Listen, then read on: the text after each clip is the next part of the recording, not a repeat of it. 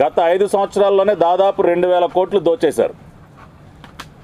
2019 నుండి నేటి వరకు విజయనగరం జిల్లాని కబ్జా చేసినటువంటి ఈ బి కంపెనీ యొక్క ఆదాయం 2000 కోట్లు. అంటే హీనపక్షంగా,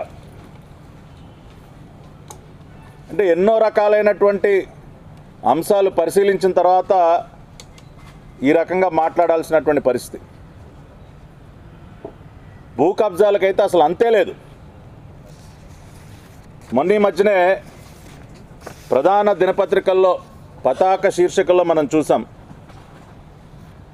ఈ బి కంపెనీలో ముఖ్య భూమిక పోషించేటటువంటి జిల్లా పరిషత్ చైర్మన్ గారు చిన్న సీను గారి భూదందా గురించి అనేక కథనాలు మనం చూస్తూ ఉన్నాం. ఏ రకంగా మరి చీపురుపల్లి నియోజకవర్గంలో ఆంధ్ర ఫెర్రో ఎలాయిస్ పరిశ్రమకు సంబంధించి దాదాపుగా 100 ఎకరాలకు పైగా భూముల్ని ఈయన ఏ రకంగా కబ్జా చేశాడో, ఆ భూముల ద్వారా ఎంత దోపిడీకి తెగబడ్డాడో, అంతేకాకుండా ఇట్లా చెప్పుకుంటూ పోతే భూ కబ్జాలకు సంబంధించే అనేక ఉదాహరణలు ఉన్నాయి. అంతేకాకుండా గర్విడిలో ఉన్నటువంటి ఫెర్రో ఎలాయిస్ పరిశ్రమలు ఏవైతే ఉన్నాయో అవన్నీ కూడా 99 సంవత్సరాల లీజుకి సంబంధించి ఆ భూములు ఉంటే, గతంలో చంద్రబాబు నాయుడు గారు ముఖ్యమంత్రిగా ఉన్నప్పుడు ఆ భూముల్లో ఒక డిగ్రీ కాలేజు నిర్మించి ప్రజలకు ఉపయోగపడేటటువంటి కార్యక్రమాలు చేస్తే ఆ భూములను కూడా కబ్జా చేసి అక్కడ రియల్ ఎస్టేట్ దందాకి శ్రీకారం చుట్టారు. అక్కడ కొన్ని కోట్ల రూపాయలు మింగేస్తూ ఉన్నారు. అంతేకాకుండా వీళ్ళు పారిశ్రామికవేత్తలుగా కూడా వీళ్ళు అవతరించారు. వీళ్ళకి చెందినటువంటి కంపెనీల నుంచే వస్తువులు కొనాలంట. శ్రీ పాలిమర్స్ పేరుతో మరొక కంపెనీని ఎస్టాబ్లిష్ చేసి ఆ కంపెనీకి చెందినటువంటి పైపులే కొనాలంట.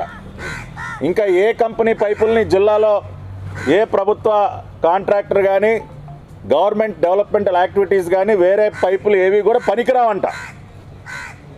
అంటే ఏ రకంగా కబ్జా చేశారో చూడండి.